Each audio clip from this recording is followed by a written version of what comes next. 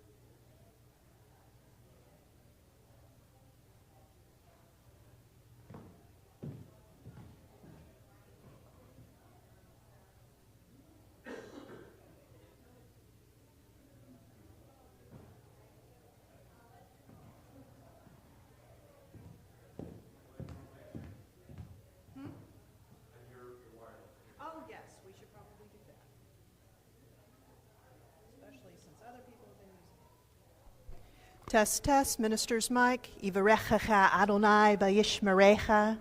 When two violins are placed in a room, if a chord on one violin is struck, the other violin will sound the note. If this is your definition of hope, this is for you. For the ones who know, okay. And go ahead and mute me. And of course, always mute me when there is singing involved. Oh, yeah, that one. Yes, yes. There are certain songs that if they only have 3 notes, they fit my range, and I can sing the heck out of them, but anything else, forget it. And for our hymnal, which I am convinced our hymnal was written to be like the absolute gap between head and chest voice for most people, forget it.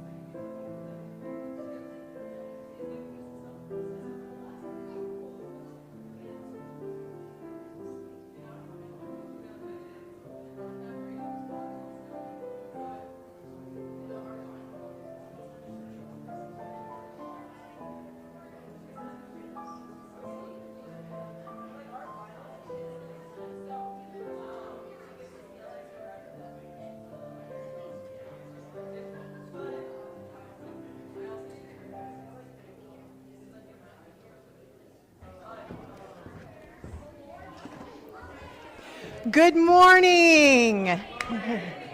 Welcome to Live Oak Unitarian Universalist Church. I'm Reverend Joanna, and my pronouns are she, her, and welcome to this intentional village of all ages where we share our lives and we work together to become the people we've always wanted to be and make the world a little bit closer to the world we've always wanted to live in.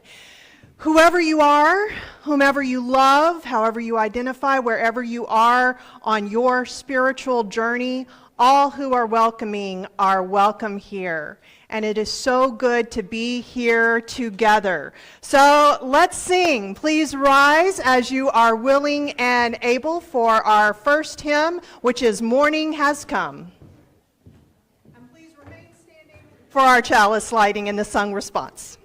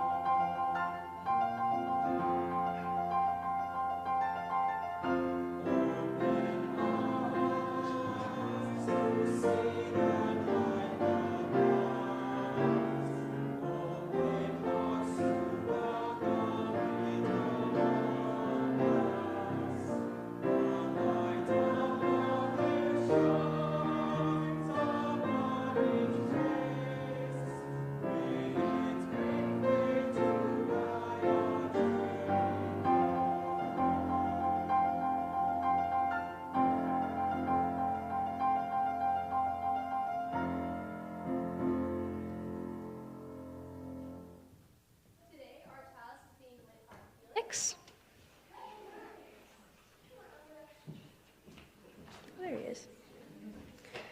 We don't have to impress or convince or win over. We don't have to know the words. It's okay we didn't read the book or pass that class or carry that title or meet that mark. We don't have to be anything but who we are. Here we rest in essence together.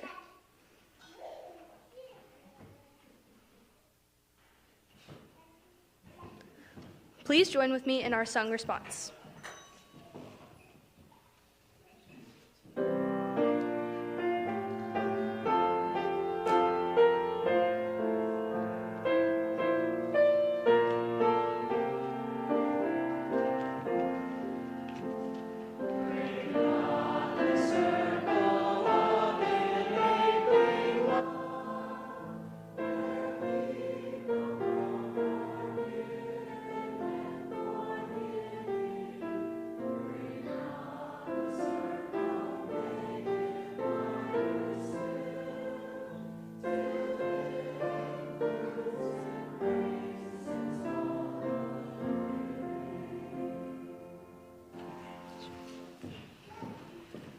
Hello and welcome to this House of Hope. My name is Rosie and I use she, her pronouns. I love this church because of the many opportunities to learn and grow here, which is why I have attended both the primary and middle school OWL classes and check out the little free library by the main entrance. I'd like to give a special welcome to anyone visiting us for the first time. I encourage you to stop at our table in the Welcome Center where we can give you a little goodie bag, get you signed up for our weekly email bulletin, and answer any questions you may have. After the service, stick around for a few minutes, have some coffee. We'd love to get to know you. This community has events happening all throughout the week. I encourage you to go to our website at liveoakuu.org and click on What's Happening every Sunday night to fill out your schedule for the week to come. Something you might be interested in this week is the Fresh Food for All event happening on Friday the 15th in the parking lot. We'd love to see you there. Today is a special day in the life of our congregation.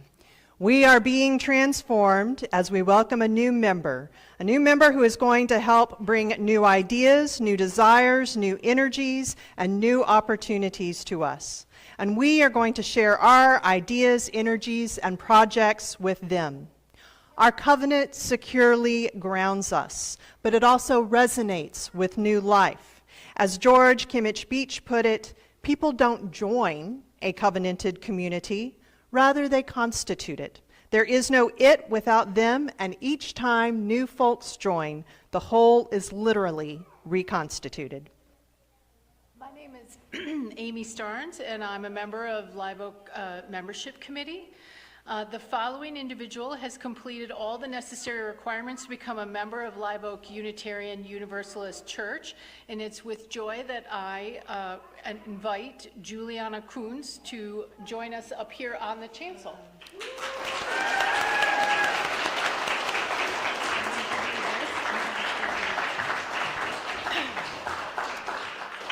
Today, the identity of all members, old and new, is changing. This congregation gets a new identity because you change us. We are now your church. And you change because you now add a member of Live Oak to who you are. Simply put, with these promises we make to each other, you become ours and we become yours. Will the members of the Live Oak Unitarian Universalist Church please rise in body or in spirit and join me in our words of commitment? We, the members of Live Oak Unitarian Universalist Church, welcome you into membership. We promise to walk along with you in your spiritual journey, to work together with you to strengthen this liberal religious community, and to make our vision for a just and peaceful world come alive. And you may be seated. And our new member, will you join me in reading our words?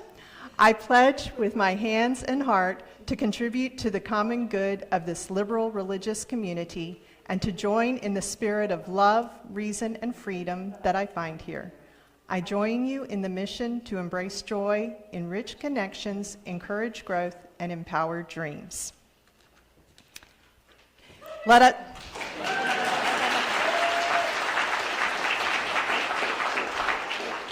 us welcome this new member into our fold. Let us give them the best of our tradition, who we have been and who we are today. But let us also open ourselves to the ways in which she is going to teach and transform us and share in together we are becoming. Neither churches nor their members are perfect. If you hang around here long enough, one of two things, and possibly both, may happen to you. Eventually, the church may disappoint you, or you may disappoint. A time may come when we fail to act on something that you are sure that we should have. A time may come when you can't do something the church asks of you. And it's not that what happened isn't important. It is, but what is most important is what happens next. As long as we live in a covenanted community seeking right relationship, our commitment to each other will be strengthened, and we will grow as individuals and as a community. Inside your gift bag, you will find a small chalice. At Live Oak, it's important that what happens here does not stay here. We hope that you will find ways in your heart to keep this chalice burning bright in your home. After the service, we will have a formal book signing. Please gather with us in the fellowship hall to meet Juliana and to have you sign the book. Now, I will thank you and have you return to your seat while the congregation gives heartfelt applause.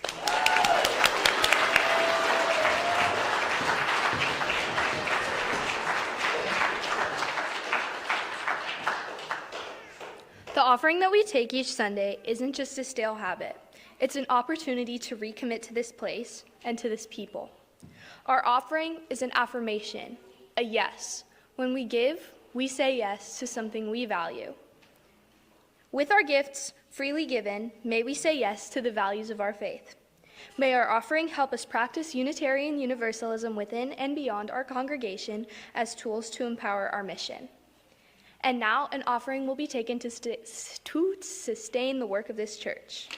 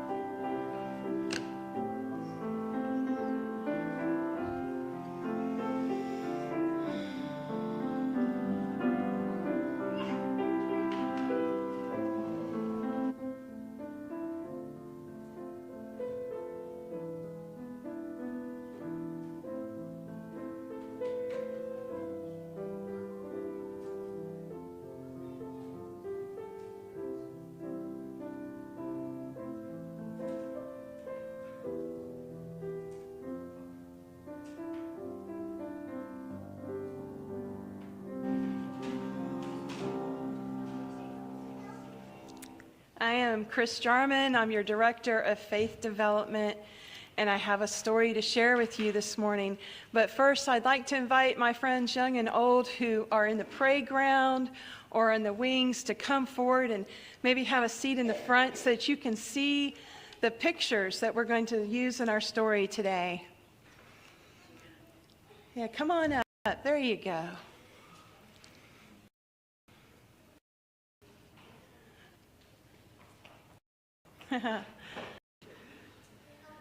This morning's story is, I See You.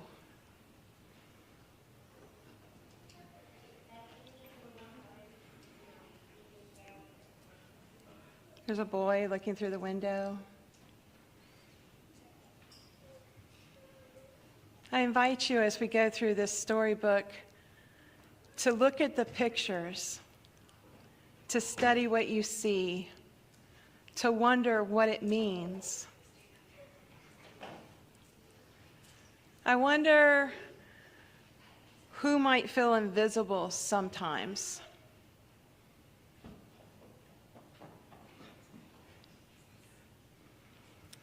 I wonder what stories we miss when we rush past people.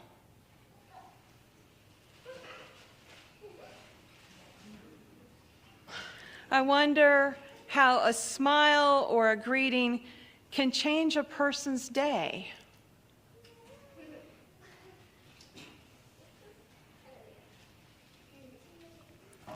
I wonder what it means to honor someone's dignity.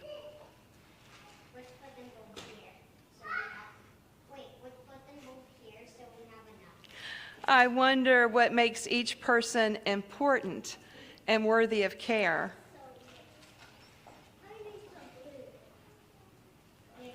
I wonder what kinds of things do people carry inside themselves that we cannot see.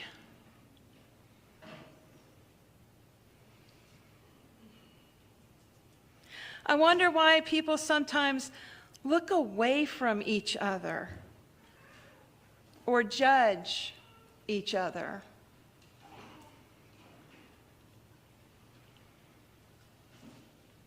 I wonder what helps people feel like they belong. I wonder how we can practice seeing people more fully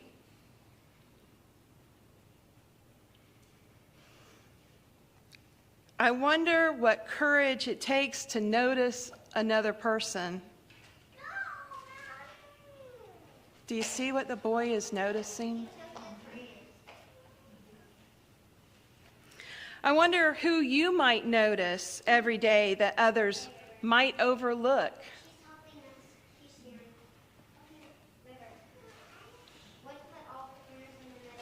I wonder what our UU value of the worth and dignity of every person looks like in everyday life. The boy's looking down at the street. Do you see what he sees? I wonder what love looks like in ordinary moments. I wonder how we can remind one another, you matter. I wonder how being truly seen changes us. I wonder how our world would change if everyone heard, I'm glad you're here. I wonder what small acts help build a community where everyone belongs. In our faith, we believe every person has worth and dignity. Sometimes honoring that worth begins with something so very small. A smile, a hello, a bonjour, a moment of truly seeing a human being and letting them know, you are not invisible to me. I see you. And with that, our story is told. And I'm going to invite our friends to put on our quietest mouse voices and to tiptoe like mice back to the playground. Are you ready? Let's go, mice. We're going to go as quietly as possible. Yes. You guys did great. Thank you.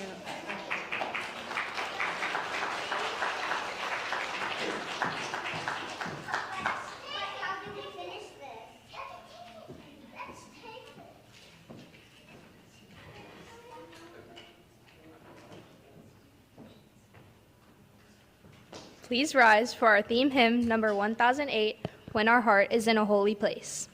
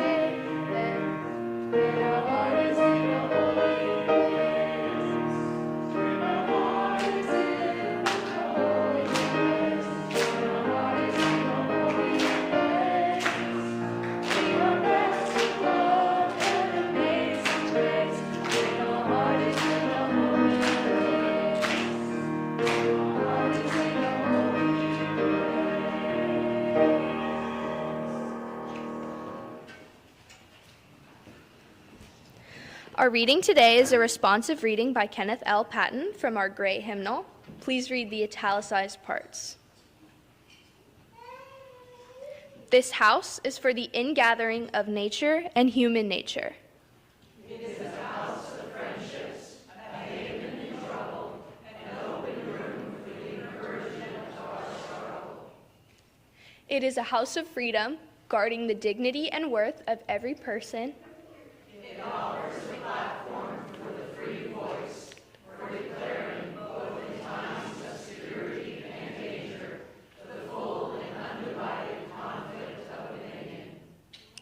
It is a house of truth-seeking, where scientists can encourage devotion to their quest, where mystics can abide in a community of searchers. It is a house of art, adorning its celebrations with melodies and handiworks. It is a house of prophecy, outrunning times past and times present in visions of growth and progress.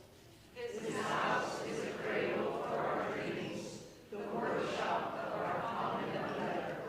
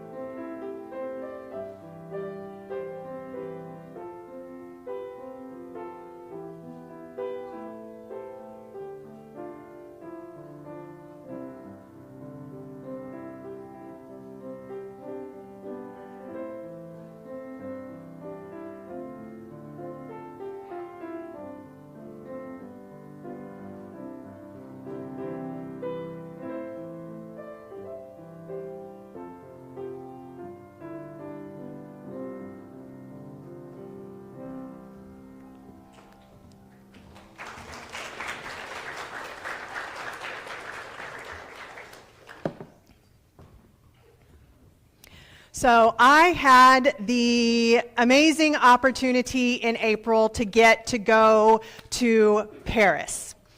Paris, France, not Paris, Texas, which I'm sure is equally lovely.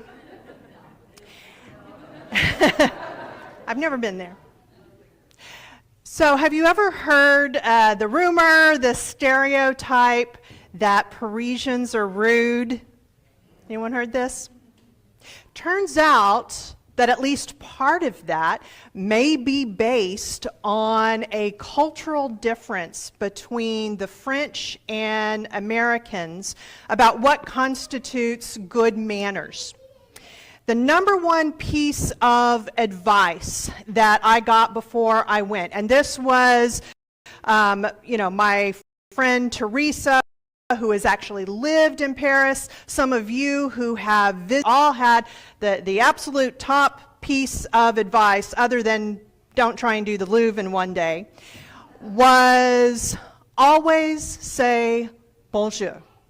Whenever you walk into a restaurant, a bakery, when you go into a boutique, when you're in a grocery store and you go up to the cashier, if you're looking at the fruit in, an open air market, always look for the worker, make eye contact, and say bonjour, which is French for hello. It's akin to that. And in fact, I was told that you do this repeatedly. Like if you go into a store, you say it to the first person that the first worker you see, and then you say it to any other workers you see. And basically, if you feel you are saying bonjour too much, you might just be sufficient to be doing it. Compare that to American culture, right? That's just not something, it's certainly, it's optional, but it is not something that we feel required to do. And so an American going into Paris, walks in and does like we would do here in the U.S. and just instantly, because, we got places to go and people to see, just launch into the business. And so we are the ones that are seen as unbearably rude. It is akin to busting into someone's house without knocking. Manners are an interesting thing because there is always some sort of story, some reason, some purpose underneath it. For instance, anyone know about the shaking hands and what that comes from? Anyway, not a rhetorical question. Anyone know? No weapon. Exactly. You would put, because most people, it is a hegemony of right-handed people, even back then, and you would put your right hand out to show that you had no weapon, and then the shaking was to show that there was no weapon up your sleeve. Like that is the pretty good reason, right? Now the reasons for, there's so many different layers and in different cultures, different things in manners, and we would not consider, most of us, the reasons for all manners to be good reasons. But if you did, what do you plan to do with the company? Break it up and sell off the pieces? I'm sure you understand I'm not thrilled at the idea of your turning 40 years of my work into your garage sale. At the price I'm paying for this stock, Mr. Morse, you are going to be a very rich man. I'm rich enough. I just want to head my shipyard. Slippery little suckers. It happens all the time. But if you did? The truth is that a lot of what is considered to be good manners, the reason, the purpose underneath that was to maintain the hierarchy, to support the class divisions, and frankly to suppress the chances of any class mobility. Even in the United States, you can come into a lot of wealth. You can have multiple degrees. Maybe you own your own very successful business. Got a loud crowd over here today. And even with all of that, if you don't know the proper use of a finger bowl, or as we saw in that clips, escargot tongs, then there are going to be some people who are going to clock you as being not one of us. But that is not the case with always say bonjour. In fact, it's the exact opposite. Now, France absolutely is a complicated place with all kinds of manners, some of it going back hundreds of years. They had their aristocracy, and they had a whole system called la politesse, which was a system of manners that was all about knowing who was of the right, the upper crust, and who was not. And then something happened in French history. Do you know that the word guillotine is a French word? It actually, there was a man whose last name was Guillotin. He did not invent it, but poor guy, because now this is how he is immortalized. His vision was that there should be a cleaner, kinder way to do capital punishment than the ways they did back then. Well, during the French Revolution, a whole lot of the French aristocracy became intimately engaged with the guillotine. It's very interesting when you walk around Paris, no matter what, and we walked all over it, it seems like no matter what area you go into, there is going to be a building that has these three words on it: liberté, égalité, fraternité, which means, anyone? Liberty, equality, and brotherhood. And it is still a deep part of their culture. And it is that guides this whole thing of always say bonjour, especially when you are walking in and you are talking to a service worker. Because what you are doing is, first of all, you are making eye contact with them. And then you are saying hello. And what this is communicating is, I see you. You are a human being. You are worthy of respect or respectful treatment, and we are equals. You can research this. This is the actual reasoning behind why this is such a steadfast rule of French conduct. When you get on the bus, you say it to the bus driver. There are, it is something that is specifically, everything has nuance, right? It is specifically about when you are entering into a space that is associated with another person. You don't walk down the street just bonjour, bonjour, bonjour, bonjour. That, they would find you mad for that. In fact, in kind of a weird kind of thing, what we do, what is part of American culture of smiling, they don't do. You don't, that's how you get clocked as simply as an American before you say a single word, as if you're walking around smiling at everyone. They consider that to be insincere, and frankly, I think they kind of have a point. And I will say, side note on this, for all of the girls and women in the congregation, as someone who has lived my life where it is expected that I will smile at everyone, and if I don't, there is a good chance that someone, specifically a man, a total stranger, I'm seeing all, look around at, okay. Raise your hand if you've ever been told to smile.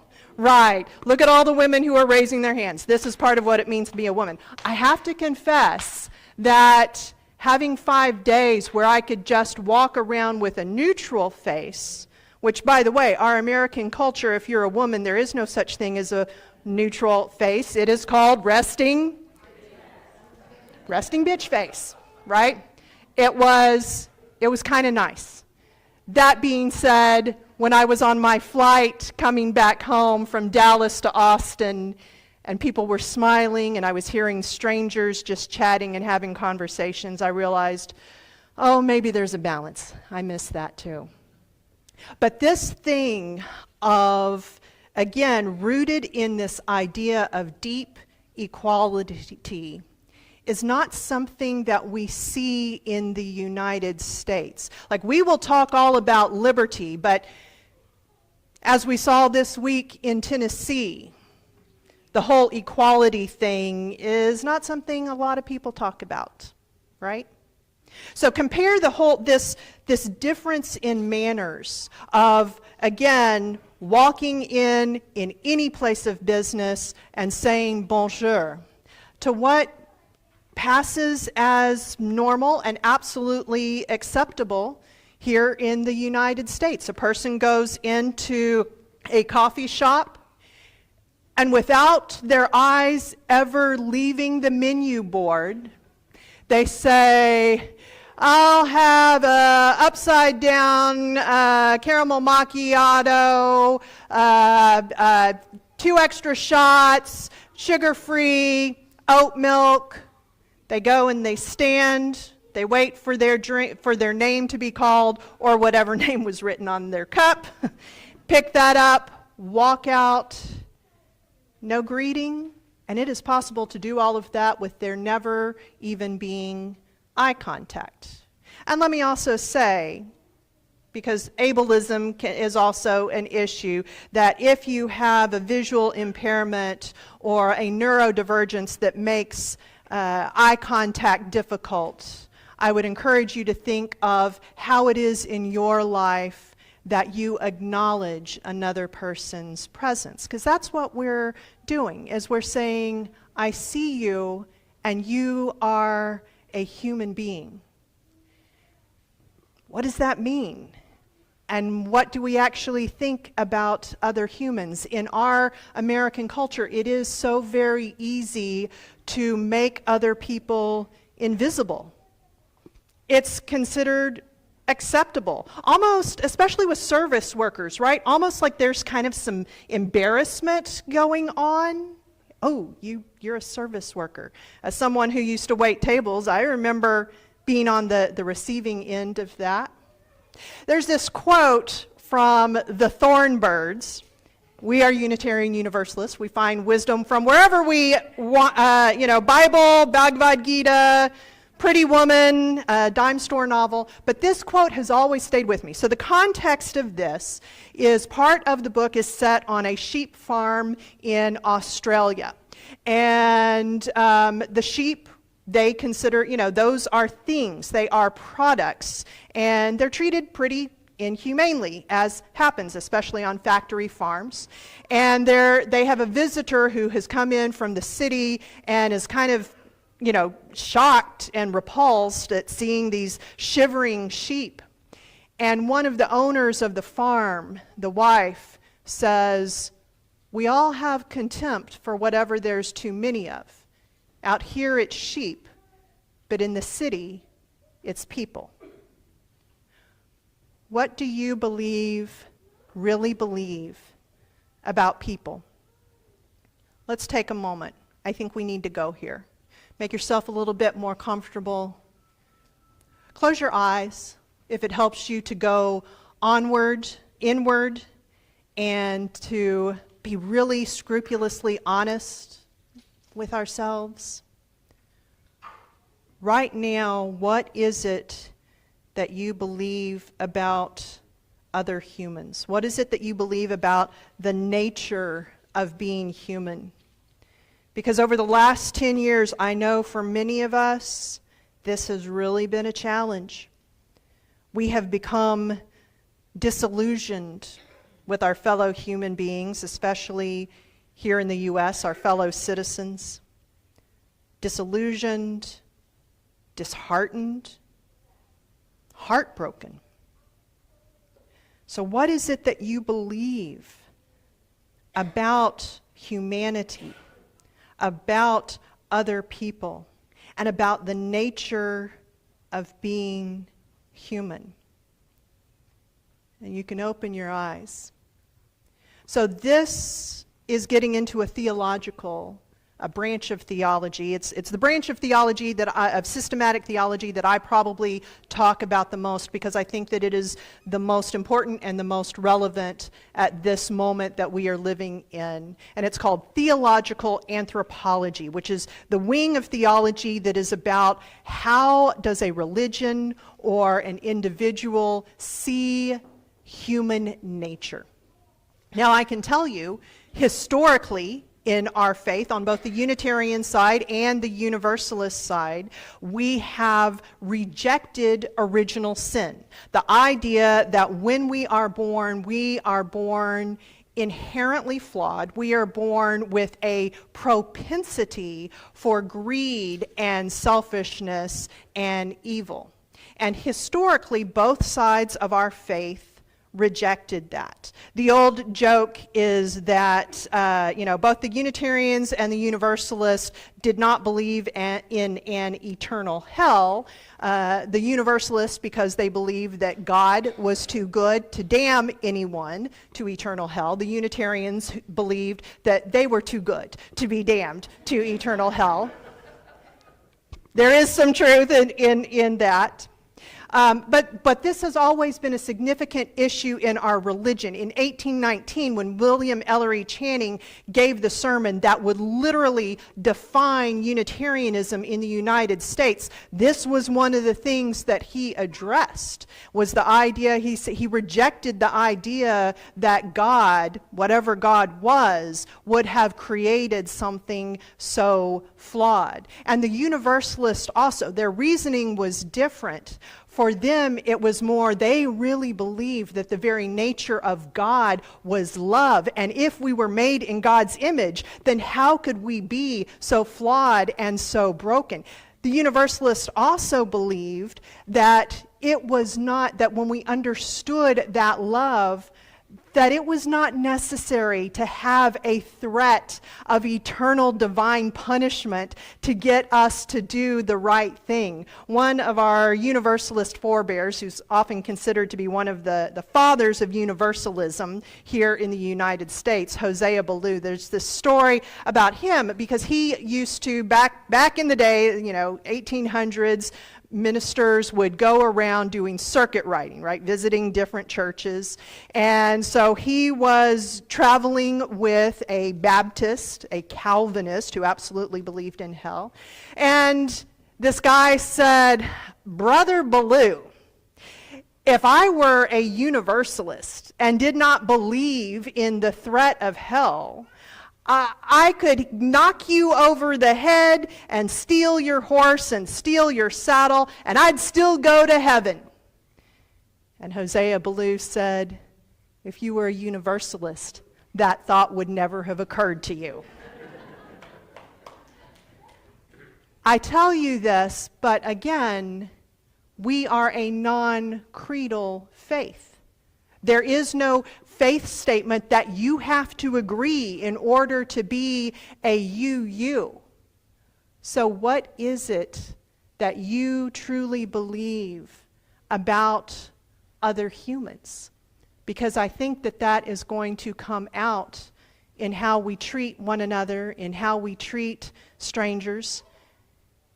And not just what do you believe, but what do you want to believe? I don't believe that we can convince ourselves, as I think some other religions, believe or struggle with, the idea that we can get ourselves to believe impossible things. But I do think that if we have some ambivalence, that we can put our thumb on the scale and we can say, right now in 2026, I'm not entirely sure what I believe about human nature. I'm kind of torn. But I want to believe that there is inherent worth and dignity in all people. And so I am going to act as if that is what is in my heart and in my soul. We all, as you use, draw wisdom, as I said, from different sources, and it can and will be different for each of us. One of my sacred sources, as many people here know, because I'm a big old nerd, is the show Doctor Who. And there's a line in this quick clip that stays with me. For those who do not know, the Doctor, he's not called Doctor Who, the Doctor is a time-traveling, perhaps immortal being.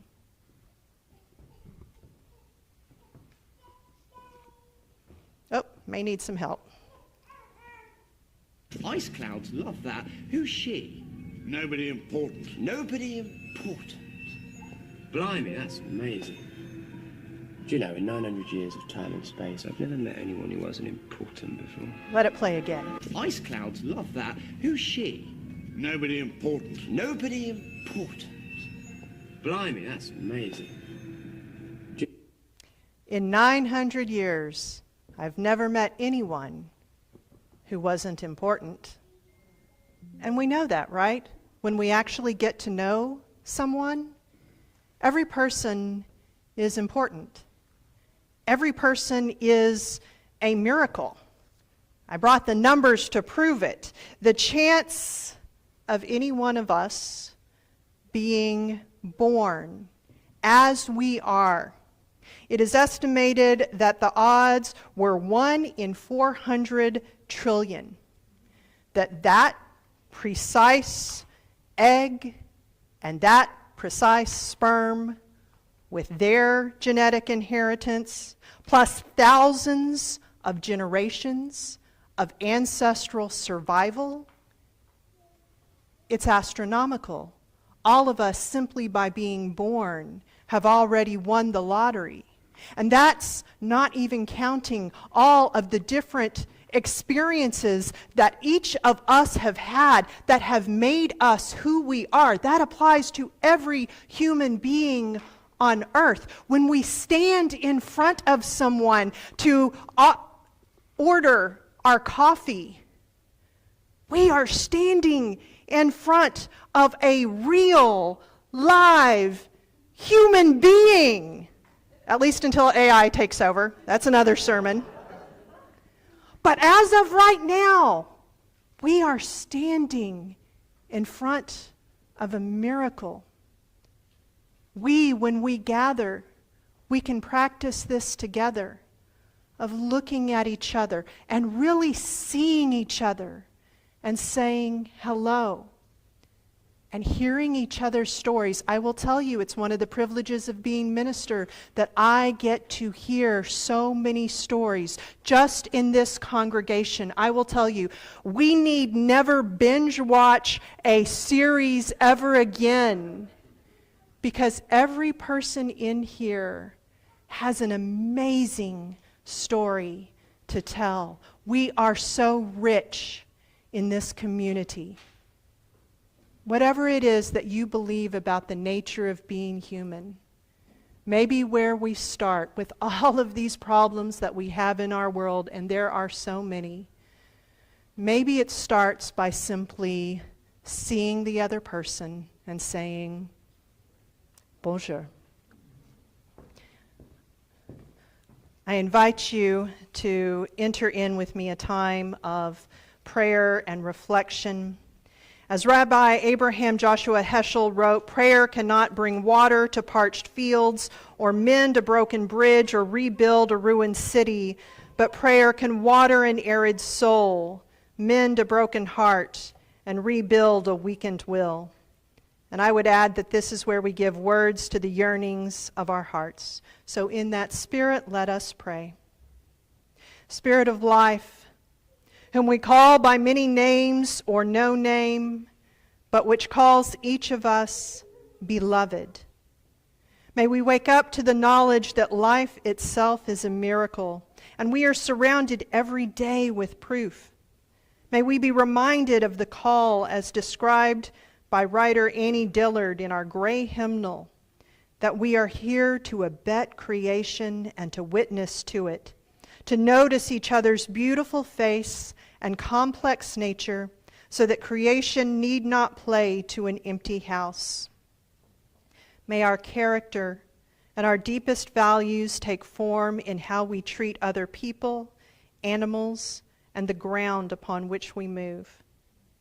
And may we remember that we too are miracles and worthy of respect and dignity. Being in a community, we share our lives with each other, including the significant milestones, joys, and sorrows. And today we have several. Christina shares Happy Mother's Day. For all mothers, do something that makes you happy today. Barbara Frizzell shares, my daughter and future son-in-law are engaged as of last Monday.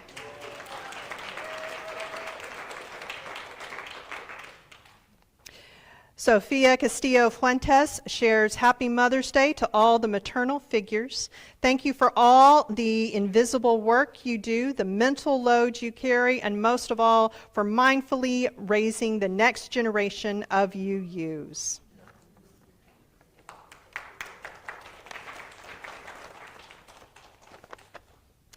And Luann Hoffman shares, a week ago I wrecked my husband's car in a single car accident.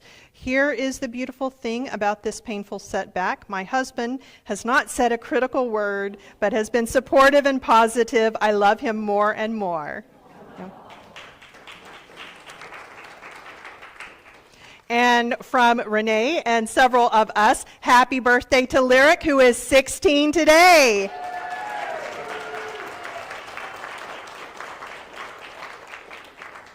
May we bear witness with the concerns both expressed and silent in our hearts. Amen and blessed be. Please join me in singing.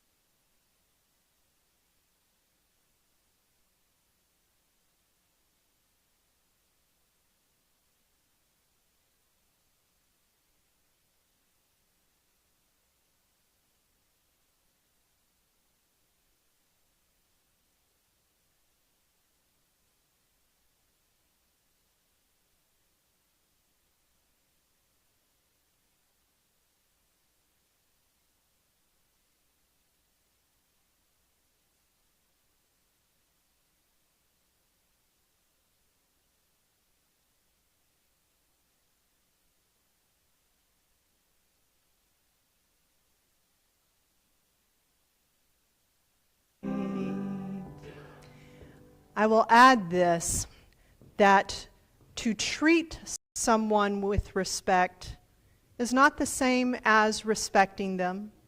I don't think that it should be necessary for us to suppress who we are or what we believe. We are not responsible for the feelings of others. They get to make their own determinations. But ultimately, treating someone with respect. Yes, we are looking at them. Yes, we are honoring the living being in front of us. But to treat someone with respect says more about our character than theirs. May you go forward this week, strengthened by courage, guided by love, and living out your steadfast values.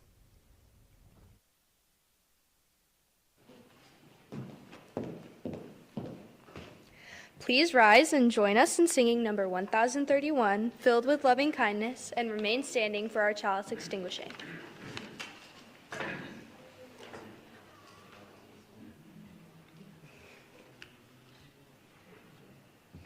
Kindness,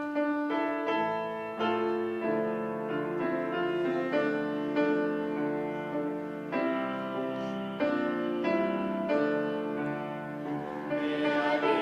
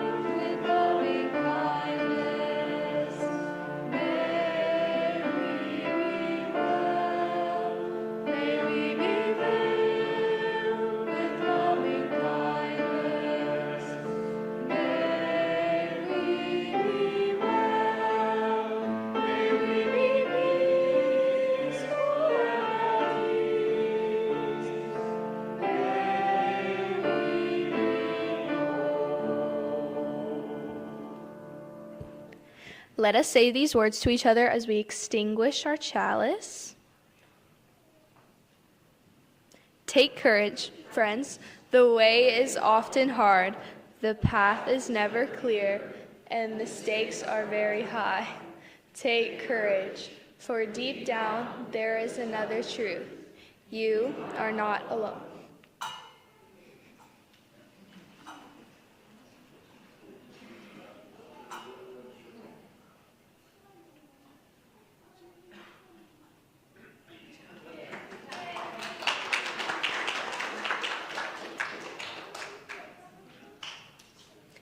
It has been a gift to be together today. Thank you to today's home, that stands for Hospitality and Membership Team, who provided hospitality, worship, and tech leadership, and that is Judy C., Barbara, Larice, Mary D., Charles R. Thank you to Dory on the live stream and Cap on sound. And let's continue that hospitality by spending the next 5 minutes talking with someone we don't know. Members, be sure to introduce yourself to any first-time visitors we have. They're the ones with the handwritten name tags, and show them where the visitors table and coffee are. And may we all know the blessings of fellowship.